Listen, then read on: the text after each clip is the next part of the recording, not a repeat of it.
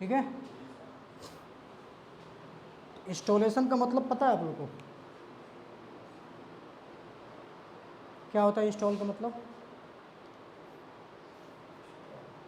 किसी भी चीज़ को, जो बिखरा हुआ चीज़ है उसको इंस्टॉल करना, यानी इकट्ठा करना, उसको सजा करके रखना। ठीक है।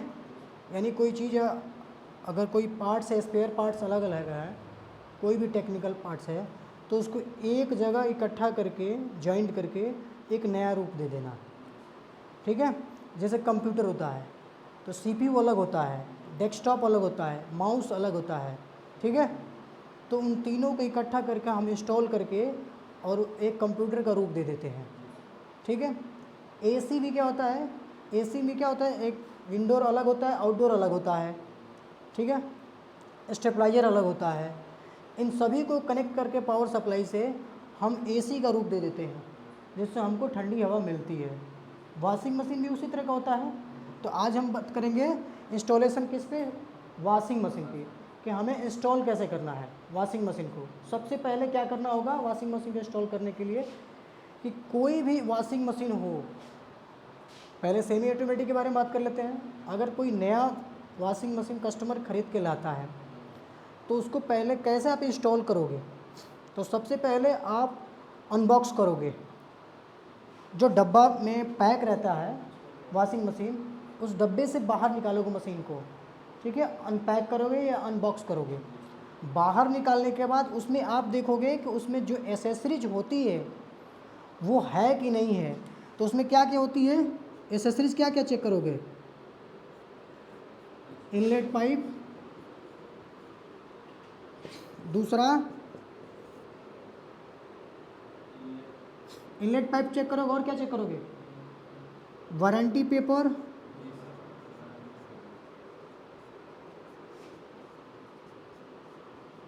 ठीक है। और क्या चेक करोगे? आउटलेट पाइप,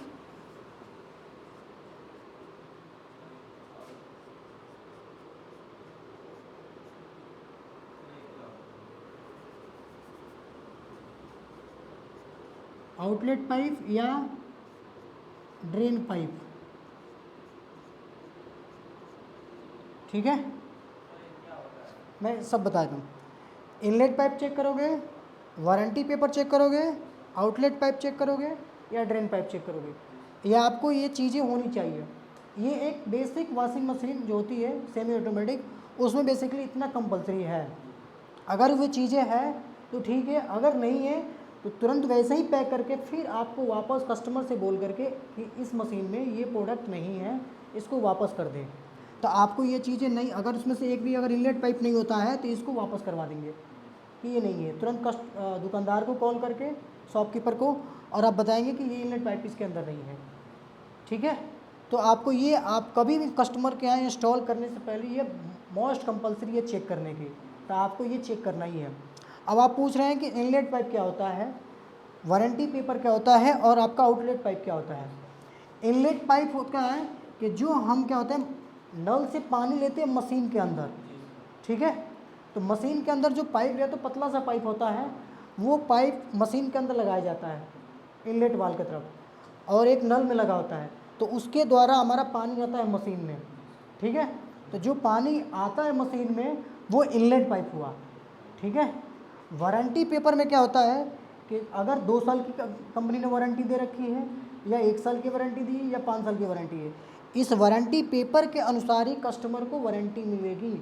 अगर वारंटी पेपर उसमें नहीं है, फिर आप वारंटी सर्विस सेंटर से नहीं मिल पाएगा, आप उस पर काम नहीं कर पाएंगे। तो कभी भी आप जाएंगे तो वारंटी पेपर होना ज़रूरी है, क्योंकि इसी बेसिस पे आपको जॉब लेटर बनेगा, आपका जो भी चीज़ें, जितना आपका सैलरी बनेगा आपका इसी बेसिस बनेगा।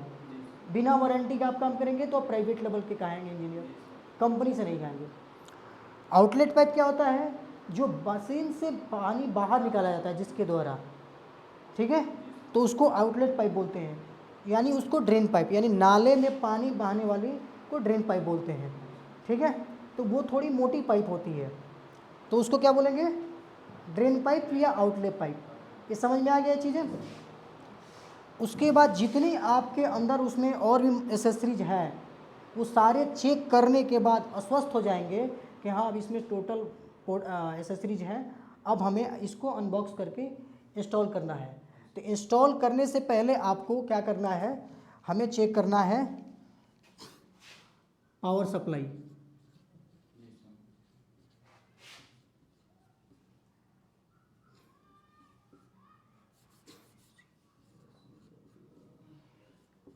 पावर सप्लाई चेक करना है, SUP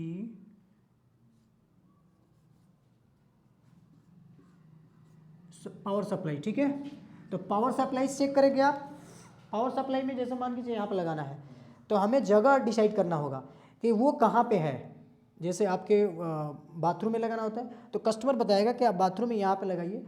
वहाँ पे लगाना होता है कि पानी पैरों से कम पड़े, ड्राई जगह पे लगाएं, सूखे जगह पे थोड़ा सा, ताकि कोई भी अगर सप्लाई देता है कस्टमर धोने जाता है तो उसको सजेस्ट करें कि आप वहाँ पे मशीन का इस्तेमाल करें जहाँ आपके पैरों से पानी ना पड़े, नहीं तो बॉडी की अर्थ आएगी तो आपके साथ कुछ घटना हो सकता है। तो उसको ये भी सजेस्ट करना है कि पावर सप्लाई हमें ऐसी जगह होना चाहिए जहाँ सेफ़ हो, कोई दिक्कत ना हो। ये चीज़ें बहुत ज़रूरी होता है और ये चीज़ें आप ध्यान, ये आपका काम है समझाना। कस्टमर बोलेगा कि नहीं वहाँ आप लगा दीजिए, वहीं नहाना है, वहीं कपड़े धोना, वहीं लगा दीजिए, लेकिन आपको ये बताना है। नहाना और धोना एक नॉर्मल प्रोसीजर हो गया, लेकिन जब बात आती है पावर सप्लाई से जुड़ी कोई भी प्रोडक्ट यूज करने का, तो आपको ये चीज़ बताना होगा कि सर आप कभी भी इस्तेमाल करें तो सूखे जगह पर मशीन का इस्तेमाल करें ताकि आपको करंट वगैरह ना लगे। तो ये चीज़ आपको ध्यान देना होता है। ठीक है, बाकी आपको पावर सप्लाई हो गया। अब आपको ये भी देखना होता है कि ये आपका बोर्ड जो है, इस बोर्ड के अंदर कोई वायर कटी फटी ना हो, टूटी उटी अच्छी वाली बोर्ड हो। ठीक है, क्योंकि मोटर कैपेसिटी उसमें 300-350 वाट की होती है, 400 वाट की होती है, 500 वाट की होती है। जैसी वॉशिंग मशीन की उसकी उतनी कैपेसिटी वाली मशीन होती है। तो अगर 500 वाट की मशीन होगी और कम एम्पियर का अगर वायरिंग हुआ हो रहेगा तो लोड नहीं लेगा। तो लोड नहीं लेगा तो हो सकता है कि स्पार्क करके कोई घटना हो सकता है, शॉर्ट सर्किट हो सकता है। तो ये चीज़ भी आपको ध्यान देना जरूरी होता है। ठीक है, तो ये आपको समझ में आ गई चीज़ें। उसके बाद इंस्टॉल करने के दौरान आपको कभी भी अपने हाथों में रिस्ट वॉच वगैरह पहन करके नहीं इस्तेमाल करना है, या लोहे की कंगन जो आती है वो पहन करके नहीं जाना है। कभी भी आप इंस्टॉल कर रहे हैं तो ये चीज़ का बिल्कुल ध्यान में रखें कि हमें कोई भी हाथ में कलाई में कोई भी ऐसी चीज़ लोहे की या स्टील की या कोई भी ऐसी कंगन हमें रिंग नहीं पहनना है। ये सारी चीज़ें हटा करके हमें वो काम करना है। ये बाकी आपको ध्यान रखना है। जूते पहन के हमेशा काम करना है, हमेशा स्लीपर पे नहीं काम करना है, जूते पे काम करना है। स्लीपर पहन के काम कर सकते हो लेकिन स्लीपर सेफ़ नहीं होता है। हो सकता है कि आपके हाथ में जो टूल्स है वो टूल्स आपके पैर पे गिर जाए, तो आपके पैर पे कोई भी घटना हो गया तो फिर आपका वो काम वहीं रुक जाएगा। तो इसलिए जूते पहनना चाहिए, जूते पहनने से आप हमेशा सेफ़ रहेंगे। ठीक है, और जूते हमेशा कोशिश करें चमड़े का जूता पहने। ठीक है, लेदर की जूते आती है लेदर वाली, उसमें करंट वगैरह प्रवाहित नहीं होती है, तो उसका इस्तेमाल करें तो आप हमेशा बेहतर रहेंगे, सुरक्षित भी रहेंगे और कस्टमर को भी सेफ रखेंगे। ठीक है, उसके बाद से आप इंस्टॉलेशन में और क्या ध्यान देंगे, और क्या क्या ध्यान देंगे? अगर बेसिक समझ में आ गया आपको, अब आप बताइए अपने स्तर से कि इंस्टॉलेशन करने जाएंगे तो क्या क्या और ध्यान देना चाहिए आपको। कोई नई मशीन लेके कस्टमर कॉल कर रहा है तो आप और क्या क्या ध्यान देंगे? ठीक है, ये तो कॉमन हो गया, ये तो बता दिया हमने। और क्या आप ध्यान देंगे, आप अपना बताएं। मतलब मशीन हम पावर सप्लाई चेक करेंगे। ठीक है, मशीन मतलब देखेंगे अच्छा है कि नहीं। ठीक है, उसको जहाँ मतलब हमको लगाना है ठीक है, वो मतलब देखना है, जगह देखना है। हाँ हाँ, और वो मतलब सूखे जगह पे लगाना है उसको। ठीक है,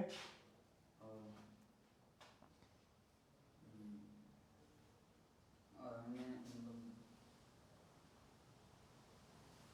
सप्लाई देकर मतलब चेक नहीं करना है उसको, चेक नहीं करना है मशीन को, मतलब पूरा सेट करके तब सप्लाई देना है।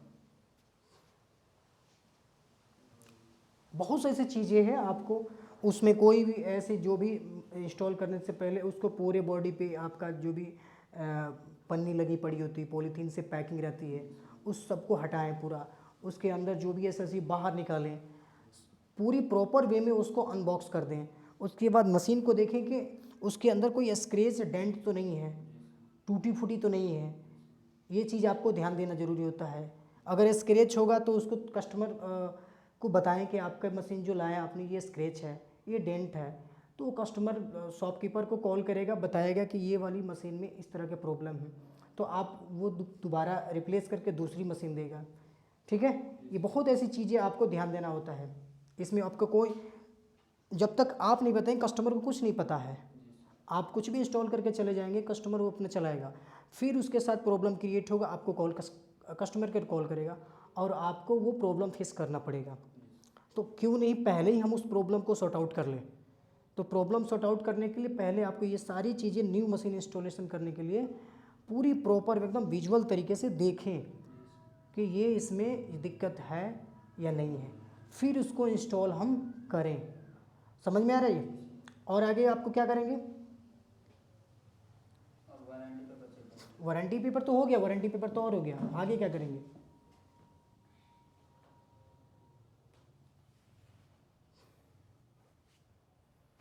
और क्या करेंगे तुम बताओ।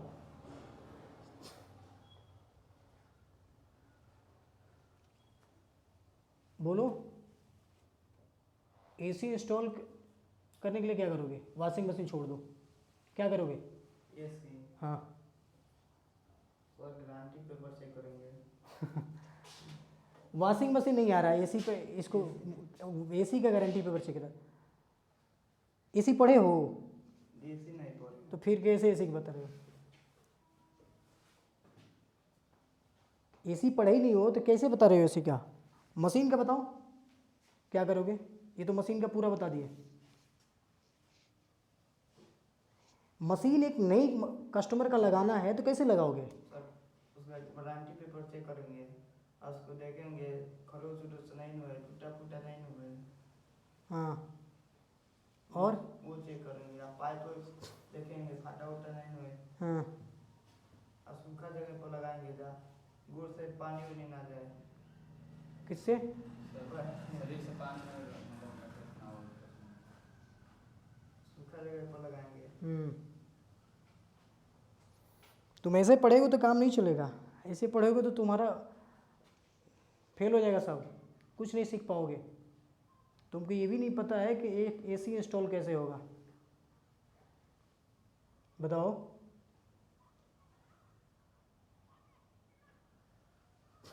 कैसे काम चलेगा? ये समझ में आ गई है? इनलेट पाइप क्या होता है, आउटलेट पाइप क्या होता है, वारंटी पेपर क्या होता है।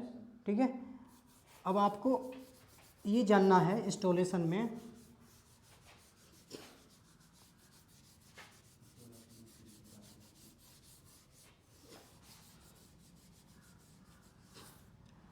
आपके पास इंस्टॉलेशन के दौरान पावर सप्लाई चेक करने के लिए आपके पास एक क्लैंप मीटर होना चाहिए। क्लैंप मीटर पता है आपको? चेक मतलब देखते हैं कि सही है कि नहीं। जैसे कोई भी आप देखे होंगे इंजीनियर जब बनाता है कोई भी इलेक्ट्रिकल, जैसे रिपेयर करने वाला, लैपटॉप रिपेयर करने वाला, या टेक्नीशियन जो एसी टेक्नीशियंस होता है, वो देखिएगा मीटर लगा होता है, वो मीटर से चेक करता है। तो एसी टेक्नीशियन क्या करता है, एक क्लैंप मीटर रखता है। ठीक है, तो क्लैंप मीटर के द्वारा हम पावर सप्लाई को एसी और डीसी दोनों चेक कर लेते हैं। ठीक है, कि न्यूट्रल में कितना पावर चाहिए, अर्थ में कितना चाहिए, और आपका मेन में कितना पावर सप्लाई चाहिए। ये एकदम 100% जो श्योर होने के बाद ही हम उस पर काम करें। ठीक है, तो ये जब तक आप चेक नहीं करेंगे तब तक ये चीज़ पता नहीं। कैसे चेक करेंगे? हाथ से चेक होगा नहीं, तो मुझे उसके लिए क्लैंप मीटर लाना पड़ेगा, और क्लैंप मीटर होना बहुत ज़रूरी है एक इंजीनियर को, ताकि वो वोल्टेज पता कर सके कि इसमें इतना वोल्टेज है। तो अब आपको ये पता करना है पावर सप्लाई में क्लैंप मीटर के द्वारा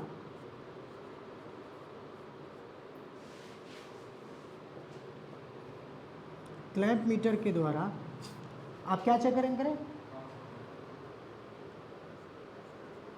न्यूट्रल, ठीक है, फेज, उसके बाद से अर्थ। बताओ न्यूट्रल क्या होता है? न्यूट्रल नाम सुने हो? क्या होता है? हाँ, जैसे बिजली, बिजली का नाम पता है ना, बिजली क्या है? बिजली पता है क्या है? बिजली देखे हो? हैं? तो बिजली में क्या क्या होता है? कौन कौन सा फेज होता है इसमें? न्यूट्रल के बारे में पता है, फेज के बारे में और अर्थ के बारे में क्या होता है? न्यूट्रल बताओ, बताओ न्यूट्रल। लाइन ही नहीं पता है तुमको न्यूट्रल क्या होता है, फेज क्या होता है? ये तो कॉमन है ना, ये तो सबको पता होना चाहिए। गांव में लाइट वगैरह है, तो गांव में लाइट है तो न्यूट्रल फेज आता है। घर में लाइट है तो घर में न्यूट्रल फेज का नाम सुने हो? ये सब यहाँ चीज़ नहीं पढ़ाई जाता है, ये चीज़ कॉमन जानकारी हुई, होनी चाहिए जानकारी। तो क्या होता है न्यूट्रल, क्या होता है राज बताओ? हैं? हाँ मीटर में ही तो ये, इसमें अभी ये बोर्ड बना है तो इसमें कौन कौन सा है पॉइंट है? 1 2 3 है ना, तो तीनों में क्या क्या है? हाँ ठीक है। हाँ तो इसमें कौन सा न्यूट्रल है, कौन सा अर्थ है, कौन सा फेज है? ऊपर वाला न्यूट्रल, ये पता होना चाहिए ना, ये कौन कौन सा है, ऊपर कौन कौन सा है बताओ? सर ऊपर वाला न्यूट्रल है। बताओ, तुम बताओ।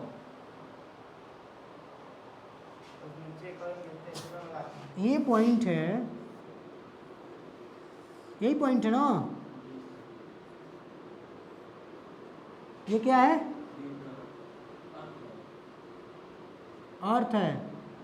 और ये क्या है? ये क्या है? ये न्यूट्रल है। ये क्या है? हाँ, फेज को हम लाइन भी बोलते हैं, ठीक है? एल लाइन भी बोलते हैं, ठीक है? Main phase. तो ये पता होना चाहिए, ये तीनों ये बोर्ड में पता चल गया ये। तो अब आपसे हम पूछेंगे कि न्यूट्रल और फेज का अर्थ कितना पावर होना चाहिए सप्लाई। जैसे ये है आपका न्यूट्रल एंड पी, या इसको लाइन, इसका कितना सप्लाई होना चाहिए? गांव में सुनते हो कितना सप्लाई होना चाहिए बताओ?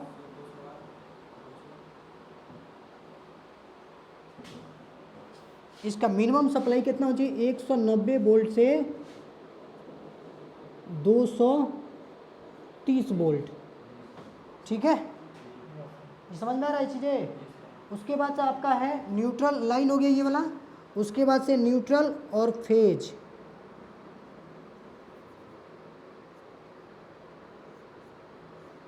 अर्थ, इसका कितना होना चाहिए बताओ? हाँ, इसका होना चाहिए 10 वोल्ट से कम। हाँ, लेस देन 10 वोल्ट, ठीक है? और लेस देन 10 वोल्ट से कम और 0 वोल्ट से अधिक। 10 वोल्ट से कम होना चाहिए और 0 वोल्ट से अधिक होना चाहिए। ये आपका होना चाहिए न्यूट्रल और अर्थ का हो गया, ठीक है? ये आपको एकदम श्योर कर लेना है। ये चीज़ अगर है तो इसी पे काम करना है। तो ये कैसे चेक करेंगे? हैं? मीटर से पता चलेगा। तो अगर आप चेक कर रहे हैं, आजकल मशीन आ गई है थोड़ा सा और एडवांस टेक्नोलॉजी, जो 190 वोल्ट आप चेक करोगे तो आपकी मशीन अब आ गई है 120 130 कम वोल्ट पे भी चलने वाली। 100, हम यहाँ पे मिनिमम वोल्ट क्यों चेक करते हैं? 230 वोल्ट, 200, 190। आजकल मशीन आ गई है 160 वोल्ट पे भी काम करने वाली, ठीक है? डीसी पावर पे भी काम कर ले रही है मशीन, वॉशिंग मशीन। कम वोल्ट मिलेगा, काम करना चालू कर देगी। तो हम वहाँ पे चेक करेंगे कि हमारी मशीन जो है वॉशिंग मशीन, वो पावर ले रही है 160 वोल्ट, ठीक है? और वहाँ दे रहा है 120 वोल्ट, फिर वो मशीन काम नहीं करेगा। अगर वो मशीन की पावर ले रही है 230 वोल्ट, ठीक है, और पावर आ रहा है उसमें कितना? 180 वोल्ट इस सॉकेट में, तो फिर वो मशीन काम नहीं करेगा। तो हमें एक एवरेज जो होता है जनरली, इतना पावर तो होना चाहिए, ठीक है, इतना पावर रहेगा तो मशीन आपकी प्रॉपर वे में चलेगी, अगर नहीं रहेगा तो नहीं चलेगी। न्यूट्रल और अर्थ का जो है ये 10 वोल्ट से कम होना चाहिए। अब इसमें आपका न्यूट्रल अर्थ हो आपका है, ये अर्थ हो गया, न्यूट्रल हो गया, ठीक है। तो इन दोनों बीच की कितना होना चाहिए, 10 वोल्ट से कम होना चाहिए और 0 वोल्ट से अधिक होना चाहिए। ये समझ में आ गया बात है। और फिर आपका और क्या है, न्यूट्रल और फेज या लाइन, तो इसका कितना होना चाहिए दोनों का, 190 वोल्ट, इन दोनों का 0 वोल्ट से 190 वोल्ट से 230 वोल्ट, ये तो एक मेंशन कर दिया गया है। हो सकता है कि आपकी मशीन जो है 160 वोल्ट पे काम कर दे, 170 वोल्ट पे मशीन काम कर दे, तो इसमें 120 रहेगा तो मशीन काम नहीं करेगी।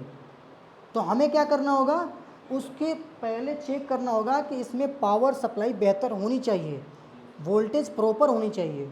वोल्टेज जब प्रॉपर रहेगा तभी आपकी मशीन काम करेगी, अगर वोल्टेज प्रॉपर नहीं रहेगा तो काम नहीं करेगी। ये चीज़ समझ में आ रहा है, ये पावर सप्लाई समझ में आया। ये क्या होता है, ऊपर कौन सा होता है, या अगर ये 3 पॉइंट बना होता है, 3 पॉइंट में समझ में आ गया क्या होता है। ये बेसिक जानकारी है, हर इलेक्ट्रिशियन को जो वायरिंग करता है उसको जानकारी होनी चाहिए। और आपको ये जानकारी रखने की ज़्यादा ज़रूरत नहीं है क्योंकि वायरिंग नहीं करना, हाउस वायरिंग, लेकिन इतनी ज़रूर जानकारी होनी चाहिए कि वोल्टेज मुझे कितना चाहिए, क्योंकि आपको घर की वायरिंग नहीं करना है, आपको केवल अपनी एसी के लिए, मशीन के लिए, फ्रिज के लिए पावर चाहिए। तो उतना पावर है तो इंस्टॉल करें, उतना पावर नहीं है तो उसको वही होल्ड करें। कस्टमर को बोलें कि पहले सर पावर सप्लाई को व्यवस्था बनाएं, वोल्ट कम आ रही है, तो वोल्टेज कम आ रही है तो कस्टमर से बोलें कि स्टेबलाइजर लगवाएं, तो किसी इलेक्ट्रिशियन को बुलवा करके स्टेबलाइजर सेट करवाएंगे। या अगर मेन से आपको पावर सप्लाई कम आ रही है तो वहाँ से जो करना होगा अपना इलेक्ट्रिशियन के माध्यम से वो करवाएंगे। समझ में आ गई ये चीज़ें। तो इंस्टॉलेशन में क्या क्या चेक करना है, पूरे प्रॉपर वे, सीधे बताओ क्या क्या चेक करना है। इंस्टॉलेशन 3 प्रकार के होते हैं सर। हाँ इंस्टॉलेशन 3 प्रकार के होते हैं। ठीक है, पहला